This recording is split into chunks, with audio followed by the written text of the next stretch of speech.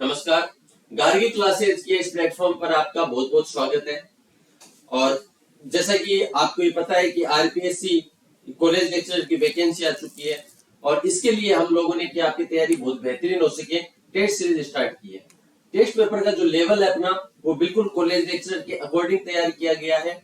आप ये जो पहला टेस्ट है ये एप्लीकेशन के ऊपर जाकर के दे सकते हैं, सभी के लिए अवेलेबल है, फ्री ऑफ कॉस्ट है। ये इसमें शेड्यूल नहीं बनाया है मैंने, मैं आपको बता दूं इसमें 30 पेपर अपलोड किए जाएंगे। अभी तक 2 पेपर आज की तारीख में, जब 5 जुलाई हो चुकी है, 5 जुलाई की डेट में 2 पेपर अपलोड किए जा चुके हैं। इसके ऊपर 30 पेपर आपके लिए यहाँ पर मैं तैयार करके दे दूंगा। 30 पेपर्स आप अपनी सुविधा के अकॉर्डिंग यूनिट वाइज मिलेंगे आपको, आप अपनी सुविधा के अकॉर्डिंग ये पेपर दे सकते हैं। जिस पेपर की आपकी तैयारी बेहतरीन हो उसके अकॉर्डिंग आप ये पेपर अटेम्प्ट कर सकते हैं। दूसरी चीज ये है कि यहाँ पर RPSC school lecture, UGC net GRF और तीसरा आरपीएससी कॉलेज लेक्चर, इन तीनों के कोर्सेज हम लोगों ने लॉन्च कर रखे हैं। रिकॉर्डेड कोर्सेज अवेलेबल है और रिकॉर्डिंग अभी डेली चल रही है, करंट में रिकॉर्डिंग चल रही है। ऐसा नहीं है कि कोई पुराने वीडियोज है, अभी की रिकॉर्डिंग आपको मिलेगी। डेली के 3 वीडियो हम प्रत्येक जो कोर्स है उसके अंदर डेली के 3 वीडियो अपलोड करते हैं। ठीक है, आप जाकर के एप्लीकेशन पर देख सकते हैं। इसके अलावा अगर आपका मीडियम इंग्लिश है तो आरएस के ऊपर हम लोगों ने काम किया है इंग्लिश मीडियम के स्टूडेंट्स के लिए। वो कोर्सेज इस एप्लीकेशन पे तो नहीं है, लेकिन आप ज्वाइन करना चाहें तो जो नंबर यहाँ पे दिए हुए हैं डिस्क्रिप्शन बॉक्स में भी मिलेगा आपको, और नंबर इस पीपीटी के ऊपर मिल जाएगा, आप नोट डाउन कर लीजिएगा। और यदि मीडियम इंग्लिश है तो आप आरएस का कोर्स भी परचेज कर सकते हैं। इस नंबर में व्हाट्सएप डाल देना। आप किसी भी क्वेश्चन को लेकर के आपकी कोई क्वेरीज हो तो भी आप व्हाट्सएप पे मुझे मैसेज कर सकते हैं। जैसे मैं फ्री रहूंगा आप लोगों को उसका रिप्लाई जरूर दिया जाएगा। ठीक है, तो अपन स्टार्ट करते हैं। इसके अलावा 30 पेपर यदि आप चाहते हो कि हमको पीडीएफ फॉर्मेट में मिल जाए तो मैं पीडीएफ फॉर्मेट में आपको प्रोवाइड करा दूंगा व्हाट्सएप के ऊपर, उसके लिए भी आप कांटेक्ट कर सकते हैं। ठीक है, आपको कोई कंटेंट अवेलेबल नहीं हो रहा है, कंटेंट के अभाव में भी आपको ऐसे नहीं रहना है कि कंटेंट नहीं मिला है। अगर कॉलेज लेक्चर के सिलेबस में कोई भी टॉपिक आपके पास में नहीं है और आपको जरूरत है तो आप संपर्क कर सकते हैं, आपको वो कंटेंट अवेलेबल करवा दिया जाएगा। ठीक है, तो ये फर्स्ट टेस्ट जो किया आप सभी लोग दे सकते हैं, ये फ्री ऑफ कॉस्ट है एप्लीकेशन के ऊपर जाकर के, और आप लेवल देख सकते हैं जो कॉलेज लेक्चर पेपर आते हैं उसके अकॉर्डिंग ये तैयार किए गए हैं। पेपर फर्स्ट यूनिट फर्स्ट है, और यूनिट फर्स्ट अपन जानते हैं इंडियन पॉलिटिकल थिंकर से जुड़ी हुई है। पहला क्वेश्चन है, मनु के अनुसार समाज व्यवस्था की विशेषता क्या नहीं है? समाज की देवी उत्पत्ति और सावयव प्रकृति की बात करते हैं मनु समाज व्यवस्था का आधार धर्म और दंड को बताते हैं। मनु ब्रह्म शक्ति और छात्र शक्ति में प्रतिरोध की बात करते हैं। मनु वर्ण और आश्रम व्यवस्था के बारे में बताते हैं। कौन सा स्टेटमेंट इनमें सही होगा? देखो मनु है ना, ये राज्य की उत्पत्ति का देवीय सिद्धांत देते हैं और ये सावयव प्रकृति से भी जुड़ी हुई है। सावयव प्रकृति का सिंपल मतलब होता है कि राज्य एक जीवित प्राणी के समान है। इन दोनों चीजों को मनु मानते हैं। सेकेंड है, समाज व्यवस्था का आधार धर्म और दंड को मानते हैं कि सामाजिक व्यवस्था जो टिकी हुई होती है वो धर्म पर टिकी हुई होती है, दंड पर टिकी हुई होती है। और दंड का यह मतलब है जो आधुनिक राजनीति के अंदर अपन जिसे संप्रभुता कहते हैं उसे मनु ने क्या कहा है? दंड कहा है। इसके अलावा वर्ण व्यवस्था और आश्रम व्यवस्था की भी मनु बात करते हैं, तो मनु ने ब्रह्म शक्ति और छात्र शक्ति में प्रतिरोध की बात नहीं की है। इसका राइट आंसर हो जाएगा सी। सेकंड क्वेश्चन है, मनुस्मृति के अनुसार नगर के प्रशासन का सर्वोच्च अधिकारी कौन होता है? सीधा सीधा प्रश्न है, फैक्चुअल प्रश्न है ये कि नगर का सर्वोच्च प्रशासनिक अधिकारी कौन होता है? नगर के प्रशासन का सर्वोच्च अधिकारी जो होता है उसको कहा जाता है सर्वार्थ चिंतक। ये सर्वार्थ चिंतक होता है जो कि नगर के प्रशासन का सर्वोच्च अधिकारी कहलाता है। कौटिल्य की दृष्टि से निम्न में से कौन सा कथन सही नहीं है? तो ज्यादा मैं एक्सप्लेन नहीं करूंगा, आप लोगों को कुछ पूछना हो तो आप जरूर से पूछ सकते हैं। इस नंबर के ऊपर जो नंबर दिया गया है 9079316751, यहाँ पर भी आप कांटेक्ट कर सकते हैं। इसके अलावा चाहे कोई भी आपको क्वेश्चन समझ में नहीं आ रहा है या किसी क्वेश्चन में डाउट है तो भी आप कंफर्म कर सकते हैं। ठीक है, व्हाट्सएप पे मुझे मैसेज डाल सकते हैं, मैं फिर रहूंगा तो आपको बता दूंगा। यहाँ पर भी अपन लंबा डिस्कशन नहीं करेंगे कि अपन 1 घंटे की क्लास में 5 या 6 क्वेश्चन करेंगे, क्योंकि टाइम की इंपॉर्टेंस इस समय अपने लिए बहुत ज्यादा है। कौटिल्य की दृष्टि से निम्न में से कौन सा कथन सही नहीं है? कौटिल्य के बारे में, कौटिल्य राजनीतिक अर्थशास्त्र को एक स्वतंत्र विषय बनाने वाले प्रथम व्यक्ति थे। क्या कौटिल्य राजनीति के एक ऐसे सिद्धांत का प्रतिपादन किया जो राज्य व्यवस्था के प्रत्यक्ष व्यवहारिक सरोकारों से संबंधित थे। उन्हें नीति शास्त्र परंपरा का संस्थापक होने का श्रेय दिया जाता है। पहली बार उन्होंने भारत में सुदृढ़ राजनीतिक नियंत्रण की जरूरत पर जोर दिया। कौन सा स्टेटमेंट इनमें से गलत होगा कौटिल्य के संबंध में? देखो, इसमें कोई डाउट नहीं है कि कौटिल्य ने राजनीतिक अर्थशास्त्र को एक स्वतंत्र विषय बनाया और ऐसा करने वाली एक पहले व्यक्ति थे। इनकी किताब का नाम भी अर्थशास्त्र है, जिसमें पॉलिटी के बारे में बताया गया। कौटिल्य ने राजनीति के एक ऐसे सिद्धांत का प्रतिपादन किया जो राज्य व्यवस्था के प्रत्यक्ष व्यवहारिक सरोकारों से संबंधित था। बिल्कुल व्यवहारिक राजनीति की बात करते हैं कौटिल्य। उन्हें नीति शास्त्र परंपरा का संस्थापक होने का श्रेय दिया जाता है। कौटिल्य नीति शास्त्र से नहीं जुड़े हैं, कौटिल्य यथार्थवादी विचारक है, यथार्थवाद से जुड़े हैं, रियलिज्म से जुड़े हुए व्यक्ति है। उन्होंने पहली बार उन्हें भारत में सुदृढ़ राजनीतिक नियंत्रण की व्यवस्था पर जोर दिया। तो जो गलत है वो है सी, यानी राइट आंसर हो जाएगा अपना सी। सी सही नहीं है इसमें। कौटिल्य के लिए रूपदर्शक की अवधारणा का क्या अर्थ है? रूपदर्शक क्या होता है कौटिल्य के अनुसार? सुंदर रूप देने वाला, मजिस्ट्रेट, सिक्कों का निरीक्षक या फिर जमींदार। तो सिक्कों का निरीक्षक है, इसका मतलब है रूपदर्शक। सी इसका राइट आंसर हो जाएगा अपने सामने। ठीक है, तो गार्गी क्लासेस आपकी तैयारी में आप लोगों के साथ में 2-4-5 साल पहले ऐसा होता था कि किताबों का पता नहीं होता था, कंटेंट का पता नहीं होता था और क्वेश्चंस आ रहे होते हैं। आरपीएस असिस्टेंट प्रोफेसर की लास्ट एग्जाम देखिए, उसके पहले की एग्जाम देखिए, कंटेंट ही नहीं था मार्केट के अंदर। लेकिन आज आप बात करेंगे, ऐसा कोई टॉपिक नहीं है जहां से कंटेंट नहीं है। ऑनलाइन को धन्यवाद देना चाहिए अपने को कि ऑनलाइन के मार्केट के कारण से पूरा कंटेंट एक जगह पे इकट्ठा हो पाया है और यही कारण है कि पेपर का जो स्टैंडर्ड है वो भी बहुत ज्यादा बढ़ गया है। किसने बौद्ध धर्म को मार्क्सवाद का नैतिक और उदार विकल्प बताया है? मार्क्सवाद का नैतिक और उदार विकल्प बताया है। कार्ल मार्क्स का जो सिद्धांत है वो नैतिक और उदारता पर आधारित नहीं है, क्योंकि कार्ल मार्क्स क्रांति की बात करता है सीधी सीधी। तो क्वेश्चन ये है कि बौद्ध धर्म ने शांति की बात करता है, कार्ल मार्क्स क्रांति की बात करता है। तो कौन सा ऐसा विचारक है जो ये कहता है कि मार्क्सवाद का विकल्प यदि कोई है ना, उदार विकल्प है, तो वो बौद्ध धर्म है? ऐसी बात करने वाला व्यक्ति कौन है? राजा राममोहन राय, स्वामी विवेकानंद, भीमराव अंबेडकर, स्वामी दयानंद सरस्वती। जब मैं क्वेश्चन पूछ रहा हूं, आप पॉज कीजिए वीडियो को, कुछ टाइम लीजिए, आंसर देने की कोशिश कीजिए। ठीक है, और इसका जो राइट आंसर है वो है भीमराव अंबेडकर। अपन जानते हैं कि भीमराव अंबेडकर ने 5 लाख अनुयायियों के साथ में बौद्ध धर्म ग्रहण कर लिया था, बौद्ध धर्म ग्रहण करवा दिया था। तो बौद्ध धर्म के कट्टर समर्थक है भीमराव अंबेडकर। इसका राइट आंसर भी क्या हो जाएगा? भीमराव अंबेडकर। कौटिल्य ने मंत्रिपरिषद में मंत्रियों की संख्या कितनी निर्धारित की है? कम से कम 10 मंत्रिपरिषद में सदस्य होने चाहिए, 3 या 4 होने चाहिए, या 5 से कम नहीं होने चाहिए, या न्यूनतम 4 होने चाहिए आवश्यकता अनुसार, लेकिन 5 से कम नहीं होने चाहिए। कितने मंत्रिपरिषद में मंत्री होने चाहिए कौटिल्य के अनुसार? वही आप पॉज करेंगे और आंसर देने का प्रयास करेंगे। राइट आंसर तो इसका हो जाएगा सी। ठीक है, राइट आंसर हो जाएगा सी, कि कम से कम आवश्यकता अनुसार, लेकिन कम से कम 5 से कम नहीं होनी चाहिए, ये मानते हैं कौटिल्य। ठीक है, और मनु जो है, मनु क्या कहते हैं? मनु ये मानते हैं कि 7 या 8 मंत्री होने चाहिए। मनु के अनुसार 7 या 8 मंत्री होने चाहिए मंत्रिपरिषद में, ये भी अपने को ध्यान रखना। निम्न में से किस सिद्धांत का संबंध जैन दर्शन से नहीं है? शादवाद, अनात्मवाद, अनेकांतवाद और नए सिद्धांत। जैन धर्म से जुड़ा हुआ सिद्धांत है शादवाद। शादवाद, शादवाद ज्ञान की सापेक्षता का सिद्धांत है।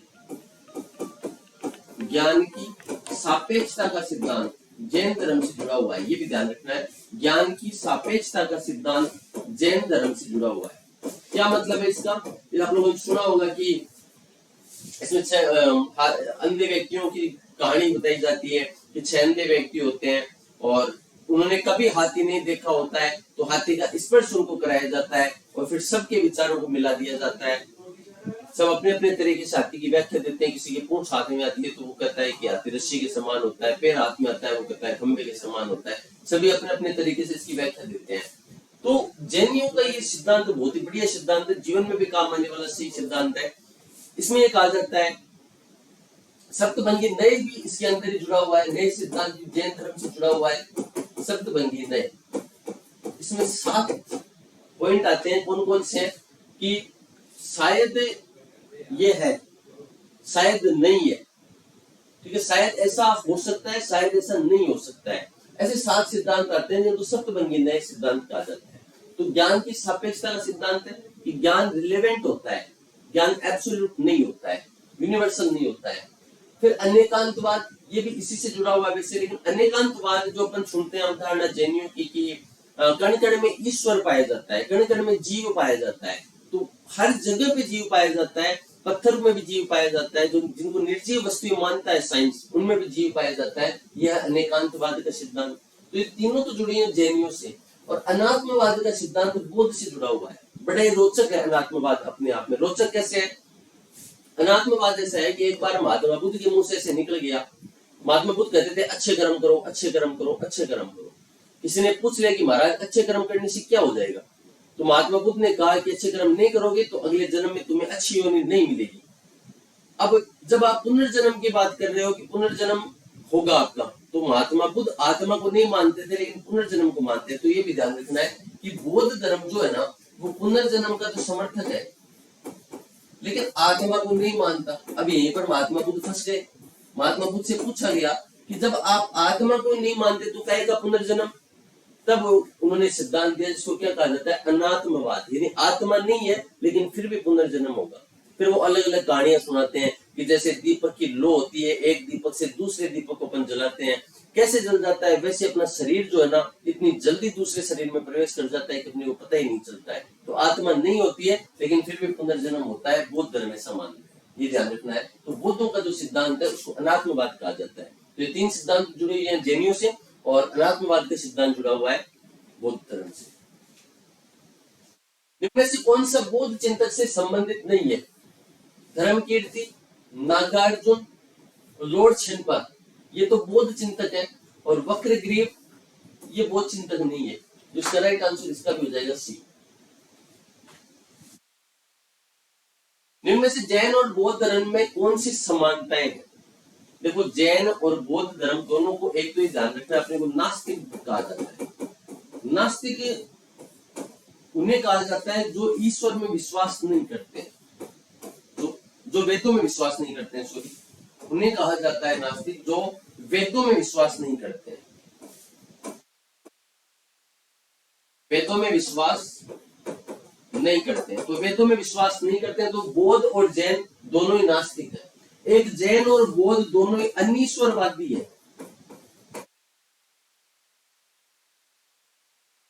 तो बौद्ध और जैन धर्म में कौन सी समानता है? शांति और अहिंसा का संदेश देते हैं। दोनों ही मोक्ष का सरल मार्ग बताते हैं। जो जैन धर्म में मोक्ष है उसको कहा जाता है कैवल्य, और जो जैन धर्म में मोक्ष की अवधारणा है उसको कहा जाता है निर्वाण। निर्वाण तो बौद्ध धर्म से जुड़ी है, और कैवल्य की अवधारणा है ये जैन धर्म से जुड़ी है। वेदों, वैदिक कर्मकांड और ईश्वर के अस्तित्व में विश्वास नहीं करते हैं, अविश्वास है। तो तीनों ही बातें दोनों में समान है, इन तीनों सही है। तो उपरोक्त सभी ये सही आंसर है, तीनों। ठीक है।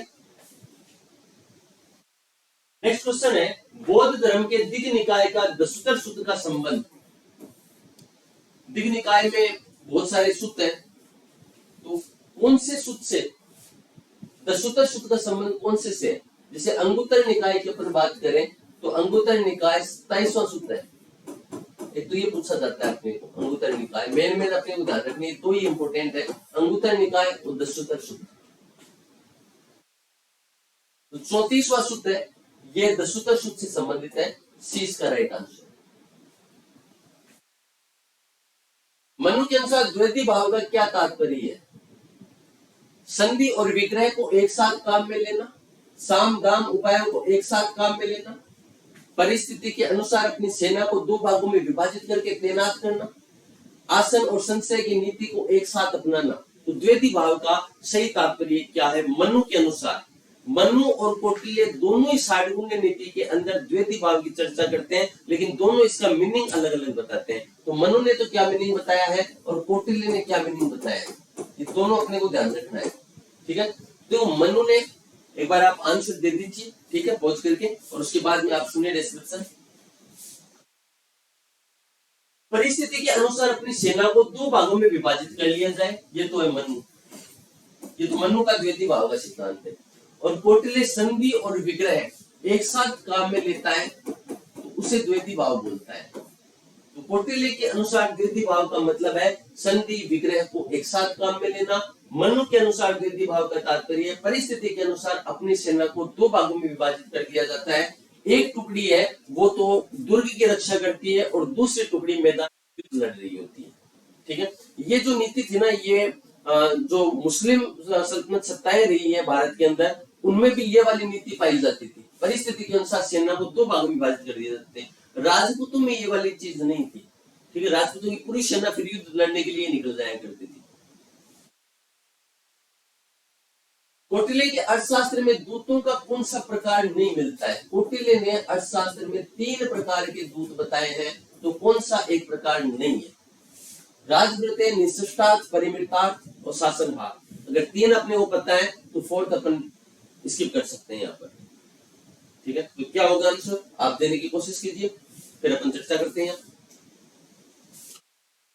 देखो 3 प्रकार जो है ना कौटिल्य के अनुसार, ये 3 प्रकार है, निशिष्टार्थ, परिमितार्थ और शासनार्थ। निशिष्टार्थ में जो दूत होता है ना, ये अमात्य के समान होता है, मंत्री के समान होता है।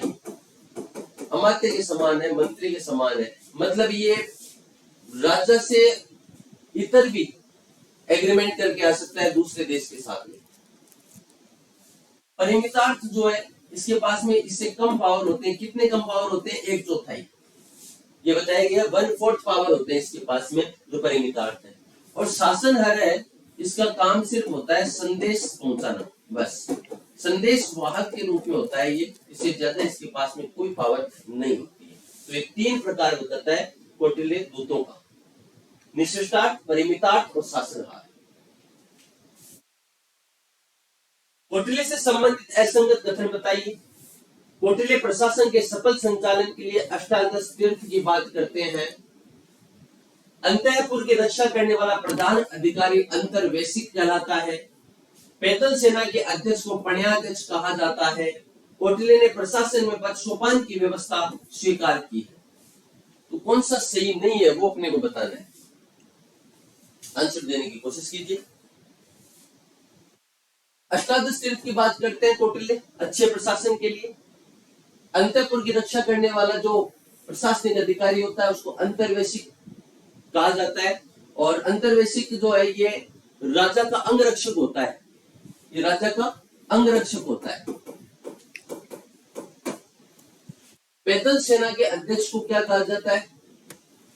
यहाँ पर है पण्याध्यक्ष जो है, ये होता है जो आयात निर्यात पर नियंत्रण रखने का काम करता है। आयात निर्यात पर नियंत्रण रखने का जो काम करता है उसको कहा जाता है पण्याध्यक्ष।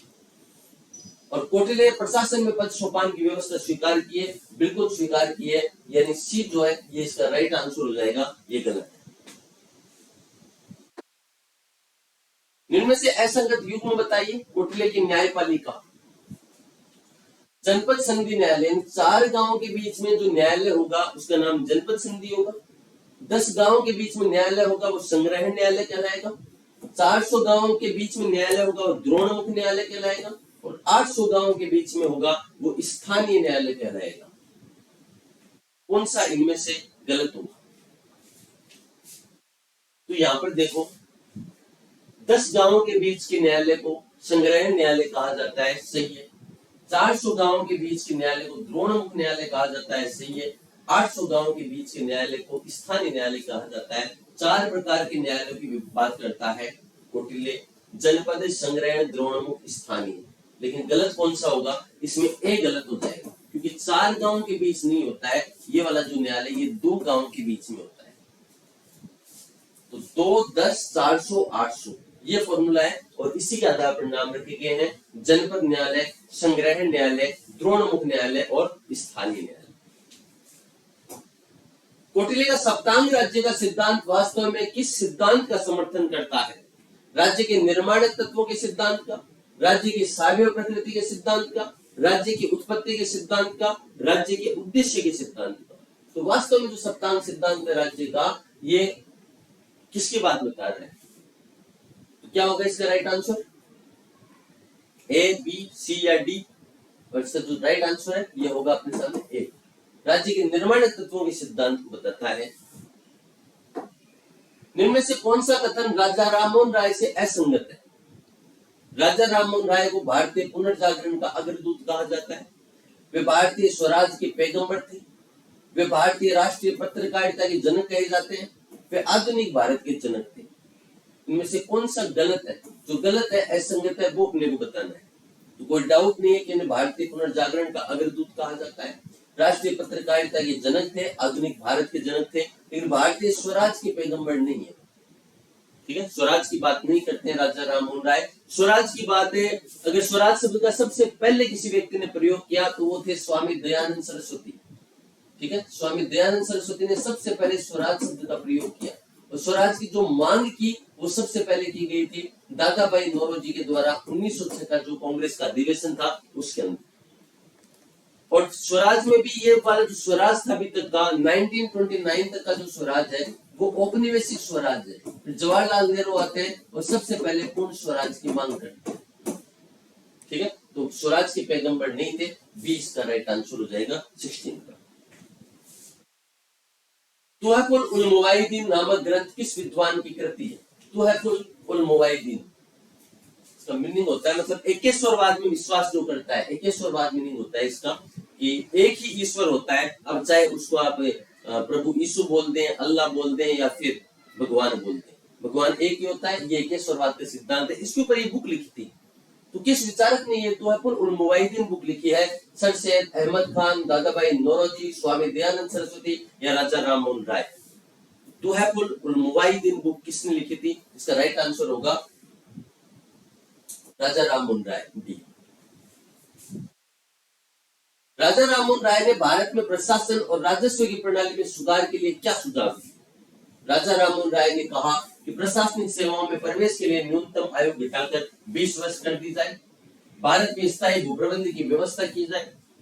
राजस्व वसूली के अधिकार कलेक्टर के स्थान पर किसी अन्य अधिकारी को दिए जाए। जमींदारी प्रथा को समाप्त कर दिया जाए। तो भारत की प्रशासन और राजस्व की प्रणाली में सुधार के लिए कौन सा सुझाव इनमें से राजा राममोहन राय ने दिया? इसका राइट जो आंसर होगा वो है बी। ठीक है, बी इसका राइट आंसर है। जिनमें से कौन सा कथन स्वामी दयानंद सरस्वती के राजनीतिक विचारों से असंगत है? व्यक्ति की स्वतंत्रता का आग्रह, राज्य के लोक कल्याणकारी स्वरूप का प्रतिपादन, राजा के देवत्व का समर्थन, विधि के शासन पर बल। तो जो असंगत है वो अपने को बताना है। क्या व्यक्ति की स्वतंत्रता की हिमायती थे राजा राममोहन राय? राज्य के लोक कल्याणकारी स्वरूप का प्रतिपादन करते हैं, राजा के देवत्व स्वरूप का समर्थन करते हैं या विधि के शासन पर बल देते हैं? तो वो स्वामी दयानंद सरस्वती व्यक्ति की स्वतंत्रता की बात करते हैं। ये राज्य को लोक कल्याणकारी स्वरूप देना चाहते हैं। ये राजा के देवत्व का समर्थन नहीं करते हैं। राजा के देवत्व का समर्थन का मतलब होता है जो ये माने कि राजा ईश्वर का अवतार होता है, देवता ही है राजा, राजा जो कहते वो ही सही है। हालांकि स्वामी दयानंद सरस्वती राजतंत्र के समर्थक है, लेकिन निरंकुश राजतंत्र के समर्थक नहीं है। ये बौद्धिक राजतंत्र के समर्थक है। ये बौद्धिक राजतंत्र के समर्थक है स्वामी दयानंद सरस्वती। और विधि के शासन पर बल देते हैं। इन्होंने उस जमाने में शक्ति पृथक्करण के सिद्धांत की बात कर दी थी। इसका जो राइट आंसर है वो हो जाएगा सी। राजा के देवत्व का समर्थन नहीं करते हैं। स्वामी दयानंद सरस्वती द्वारा रचित ग्रंथ कौन सा नहीं है? वेदांग प्रकाश, सिद्धांत कौमुदी, ऋग्वेदादि भाष्य भूमिका, अष्टाध्यायी भाषा। ठीक है, ये जो भाष्य लिखा हुआ है, भाष्य का मतलब होता है जो अपनी लैंग्वेज में लिखा गया हो। किसी मूल भाषा उसकी अलग थी, फिर उसको और आसान भाषा में परिवर्तित कर दिया गया हो, तो भाष्य लिखा इन्होंने। तो कौन सा नहीं है इसके अंदर? वेदांत प्रकाश, सिद्धांत को एक और फेमस इसमें की बुक है सत्यार्थ प्रकाश। जो सिद्धांत कौमुदी है ये इनके द्वारा नहीं लिखी गई है, सिद्धांत कौमुदी इनके द्वारा नहीं लिखी गई है, बाकी तीनों इनके द्वारा ही लिखी गई। इनमें से किसने स्वामी दयानंद सरस्वती को पुनर्निर्माण एवं राष्ट्रीय संगठन का सर्वाधिक प्रबल पैगंबर कहा है? डॉक्टर गेसवाल्ट, रोमा रोला, केपी जायसवाल, आरसी मजूमदार। क्योंकि दो थिंकर तो बहुत इंपॉर्टेंट है, इंडियन जो फोर्स है उनके ऊपर इन्होंने बहुत काम किया है। एक तो रोमा रोला, एक केपी जायसवाल। रोमा रोला फ्रांस के नाट्यकार थे, साहित्यकार थे, इन्हें साहित्य का नोबेल पुरस्कार मिला हुआ है रोमा रोला को। और केपी जायसवाल ने एक बुक लिखी है, बहुत फेमस बुक है, हिंदी पॉलिटी, उसमें इन्होंने भारतीय विचारकों के ऊपर काम किया है। तो ये किसने कहा है? पुनर्निर्माण एवं राष्ट्रीय संगठन का सर्वाधिक प्रबल पैगंबर। जो केपी जायसवाल है ना, ये मार्टिन लूथर बोलते हैं भारत का, भारत का मार्टिन लूथर है स्वामी दयानंद सरस्वती। जो काम मार्टिन लूथर ने ईसाई धर्म में सुधार के लिए किया, प्रोटेस्टेंट एक नई शाखा बनाई, वैसे ही भारत के अंदर दयानंद सरस्वती ने हिंदू धर्म में सुधार के काम किए। तो मार्टिन लूथर बोलने वाला व्यक्ति केपी जायसवाल और भारत का मार्टिन लूथर किंग कहा जाता है स्वामी दयानंद सरस्वती को। रोमा रोला है, इन्होंने ये वाली बात कही है कि दयानंद सरस्वती पुनर्निर्माण एवं राष्ट्रीय संगठन के सर्वाधिक प्रबल पैगंबर है। आगे रोमा रोला ये कहते हैं कि जब भारत के संपूर्ण लोग सो रहे थे, उस समय दयानंद सरस्वती जाग जाग करके लोगों के लिए काम कर रहे थे। ठीक है, ये भी बोलते हैं रोमा रोला। इसका जो राइट आंसर है ये हो जाएगा बी, रोमा रोला। स्वामी दयानंद सरस्वती से संबंधित कथनों पर विचार कीजिए। दयानंद चक्रवर्ती राजतंत्रीय साम्राज्य के समर्थक थे, बिल्कुल सही है, राजतंत्रात्मक व्यवस्था के समर्थक है, लेकिन निरंकुश राजतंत्रात्मक व्यवस्था के समर्थक नहीं है दयानंद सरस्वती। दयानंद सरस्वती सत्ता के विकेंद्रीकरण के समर्थक है, ये भी बिल्कुल सही बात है। जब अंग्रेजों का शासन था तब वे स्वराज की बात कर रहे हैं, सत्ता के विकेंद्रीकरण के समर्थक है। दयानंद के चिंतन में शक्ति पृथक्करण सिद्धांत भी देखने को मिलता है। इन्होंने उस जमाने में कार्यपालिका, विधायिका और न्यायपालिका के बारे में चर्चा कर दी। उस टाइम पर इन्होंने कार्यपालिका, विधायिका और न्यायपालिका के बारे में बताने का काम किया और तीन नाम दिए थे इन्होंने, विद्यार्य, राजार्य, ठीक है, ये शक्ति पृथक्करण जो कार्यपालिका, विधायिका, न्यायपालिका है, विद्यार्य, राजार्य और धर्मार्य। विद्यार्य, राजार्य और धर्मार्य। विद्यार्य सभा, राजार्य सभा और धर्म आर्य सभा। विद्या आर्य सभा विधायिका है,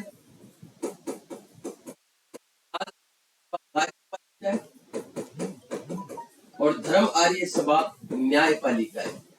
तो शक्ति पृथक्करण की बात की दयानंद सरस्वती ने, यानी इनके जो तीनों स्टेटमेंट है वो बिल्कुल सही है। दयानंद सरस्वती की शुद्धि आंदोलन से संबंधित कथनों पर विचार कीजिए। शुद्धि आंदोलन चलाया था इन्होंने कि जो लोग हिंदू धर्म से दूसरे धर्म में परिवर्तित हो गए वो वापस हिंदू धर्म में कन्वर्ट करने का काम किया था, उसके लिए इन्होंने शुद्धि आंदोलन चलाया था। वैदिक धर्म के विस्तार के लिए शुद्धि संस्कार की शुरुआत की। भीतर में बने हिंदुओं को पूरे हिंदू धर्म में वापस लाने का काम किया। शुद्धि आंदोलन के साधन के रूप में शास्त्रार्थ की पद्धति को अपनाया गया। कौन कौन से स्टेटमेंट यहाँ पर सही है? केवल एक और दो, दो और तीन, केवल दो या उपरोक्त सभी। तो इसका जो राइट आंसर है वो होगा उपरोक्त सभी। तीनों स्टेटमेंट यहाँ पर सही है। गांधी जी ने सर्वोदय की कल्पना के लिए रचनात्मक कार्यक्रम अपनाए थे। निम्न में से कौन से कार्यक्रम इसके अंग थे? रचनात्मक कार्यक्रम चलाया था महात्मा गांधी ने सर्वोदय के लिए। सांप्रदायिक एकता और सद्भाव, स्त्री उद्धार, हिंदी का प्रचार और स्वदेशी। कौन सा इनमें से रचनात्मक कार्यक्रम के पार्ट थे? 4 और 2, केवल 4, 4 को छोड़कर सारे, या फिर उपरोक्त सभी? क्या आएगा इसका राइट आंसर 24 का? ये सारे जो है वो रचनात्मक कार्यक्रम के भाग थे। निम्न में से कौन से समाचार पत्रों का गांधी जी ने संपादन किया था? गांधी जी द्वारा निकाले गए अखबार कौन कौन से थे? Indian opinion, Navbodh, young India, हरिजन। केवल 1 और 2 सही है, 1, 2, 3 सही है, 1, 3, 4 या उपरोक्त सभी? क्या सारे अखबार महात्मा गांधी जी ने निकाले थे? ये नवोदय ये महात्मा गांधी जी का अखबार नहीं है। यानी 1, 3 और 4 इसका राइट आंसर हो जाएगा सी। महात्मा गांधी के बारे में कुछ स्टेटमेंट है। गांधी के लिए धर्म साधन है और ईश्वर साध्य है। गांधी आगमनात्मक पद्धति के समर्थक थे।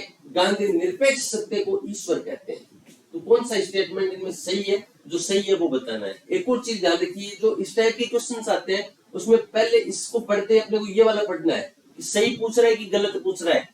कई बार अपन इसको पढ़ लेते हैं, इस सही को पढ़ते नहीं है। कई बार ये गलत भी पूछ लेता है कि निम्न में से कौन सी गलत है। ठीक है, तो सही बताना अपने को। तो धर्म साधन है, ईश्वर साध्य है, सही बात है।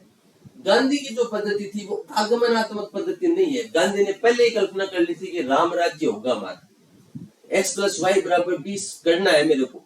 अब वो कैसे करना है? तो मैथमेटिक्स की जो पद्धति है उसको पहले ही मान लिया था। यानी निगमनात्मक पद्धति थी गांधी की, ना कि आगमनात्मक पद्धति। और गांधी निरपेक्ष सत्य को ईश्वर कहते हैं। 1 और 3 इसका राइट आंसर है, सी इसका सही आंसर हो जाएगा। इनमें से कौन सा कथन राज्य के संबंध में गांधी जी की धारणा से संगत है? राज्य एक आवश्यक बुराई है। राज्य लोक कल्याण को सिद्ध करने का प्रभावी माध्यम है। अपने लोग क्या बताना है? जो संगत है, जो सही है वो बताना है। राज्य लोक कल्याण को सिद्ध करने का प्रभावी माध्यम है। राज्य वर्ग हित का संरक्षण करता है, अतः इसका उन्मूलन आवश्यक है। राज्य किसी नैतिक उद्देश्य की पूर्ति नहीं करता और प्रस्तुत है संगठित हिंसा का प्रतीक है। अपने को पता है कि गांधी जी जो है वो तात्विक अराजकतावादी हैं, दार्शनिक अराजकतावादी हैं। और अराजकतावादी जो होते हैं वो राज्य को अनावश्यक बुराई मानते हैं कि राज्य होना ही नहीं चाहिए, राज्य की आवश्यकता ही नहीं है, राज्य एक अनावश्यक बुराई है, ऐसा कहते हैं। तो राज्य आवश्यक बुराई है, ये तो गलत हो गया। राज्य लोक कल्याण को सिद्ध करने का प्रभावी माध्यम है। जब राज्य को मानता ही नहीं है तो काहे का लोक कल्याण? राज्य में लोक कल्याण नहीं होगा। राज्य वर्ग हित का संरक्षण करता है। यह बात कार्ल मार्क्स कहता है कि राज्य वर्ग हित का संरक्षण करता है और इसका उन्मूलन आवश्यक है। यह बात कार्ल मार्क्स कहता है। राज्य किसी नैतिक उद्देश्य की पूर्ति करता ही नहीं है, बल्कि संगठित रूप में हिंसा का प्रतीक है। ये वाली जो लाइन है ना, संगठित हिंसा का प्रतीक है, ये आता है गांधी जी पर। कई बार स्टेटमेंट पूछा गया है, संगठित हिंसा का प्रतीक कौन मानता है राज्य को? महात्मा गांधी मानते हैं। तो डी इसका राइट आंसर हो जाएगा। गांधी से संबंधित कथनों पर विचार कीजिए। मेरे लिए अहिंसा का स्थान स्वराज से पहले है। अहिंसा पहले। गांधी के अनुसार पश्चिमी सभ्यता शैतानी सभ्यता है। गांधी राज्य विहीन प्रजातंत्र के समर्थक है। गांधी राज्य विहीन प्रजातंत्र के समर्थक है, बिल्कुल सही है, अपन ने देखा है। गांधी जी अराजकतावादी है। पश्चिमी सभ्यता शैतानी सभ्यता है, बिल्कुल सही है। अहिंसा का स्थान स्वराज से पहले, स्वराज बाद में, अहिंसा पहले। तीनों स्टेटमेंट सही है। 28 में डी इसका राइट आंसर है। कौन सा तत्व गांधी जी के एकादश व्रत में सम्मिलित नहीं है? तो 5 तो जो गांधी जी बात करते हैं, सत्य, अहिंसा, अस्त्य, परिग्रह, ब्रह्मचर्य, वो है 5 तो। और उनके अलावा 6 पॉइंट और बताए हैं इन्होंने। तो 5 में से एक तो आ गया अहिंसा वाला। शारीरिक श्रम, अस्पृश्यता निवारण, ये भी है इसके अंदर। ठीक है, इसके अलावा और भी है, जैसे सर्वधर्म समभाव की बात करते हैं, शारीरिक श्रम की बात करते हैं। तो निष्क्रिय प्रतिरोध की बात इस एकादश व्रत में नहीं आती है। तो बी इसका राइट आंसर। एक बार उन्हें एकादश व्रत को अपन देख लेते हैं, नजर से निकाल लेंगे तो पॉइंट देखते अपने दिमाग में सेट हो जाता है गांधी ने ऐसी बात की है या नहीं। तो एकादश व्रत में निष्क्रिय प्रतिरोध नहीं है, बल्कि गांधी सत्याग्रह का प्रयोग करते हैं निष्क्रिय प्रतिरोध की जगह। निष्क्रिय प्रतिरोध MN रॉय का है। महात्मा गांधी द्वारा स्थापित किए गए आश्रमों का सही क्रम बताइए। पहले आप इसकी पॉज करके और फिर आंसर दे देना। फिनिक्स आश्रम सबसे पहले स्थापित किया गया था जोहान्सबर्ग में, दक्षिण अफ्रीका में। उसके बाद में 1910 के आसपास टोल्स्टॉय आश्रम की स्थापना की गई। भारत के अंदर सबसे पहला जो स्थापित आश्रम है वो कोचराब है 1916, और बाद में इसको साबरमती ले गए थे। तो यही साबरमती आश्रम कहलाए। कोचराब आश्रम गुजरात में स्थापित किया गया था। और सेवाग्राम आश्रम जो है ये वर्धा में बनाया गया था 1935 के आसपास। वर्धा के अंदर स्थापित था, वर्धा महाराष्ट्र के अंदर है। तो सबसे पहले फिनिक्स, फिर टोल्स्टॉय, कोचराब और सेवाग्राम। 4 3 2 1 सी इसका राइट आंसर हो जाएगा। भारत में स्थापित पहला आश्रम कोचराब आश्रम। एक और क्वेश्चन आता है, विनोबा भावे ने महात्मा गांधी से मुलाकात कहां पर की थी? कोचरब आश्रम में की थी। ठीक है, ये 30 क्वेश्चंस थे देखो अभी तो, और इसमें टोटल 150 क्वेश्चंस थे जो टेस्ट में लगे थे। डेली के आपको जैसे मुझे टाइम मिलेगा मैं वीडियो रिकॉर्ड करके और यहाँ पर अपलोड करता रहूंगा। आप लोग ये वीडियोस देख लेना, बहुत इंपॉर्टेंट है। और टेस्ट सीरीज आप ज्वाइन कर लीजिए। आप क्वेश्चंस का लेवल देखिए, क्वेश्चन का स्टैंडर्ड देखिए, बिल्कुल वैसे ही क्वेश्चन सेट किए हैं जैसे अपने कॉलेज लेक्चर के एग्जाम में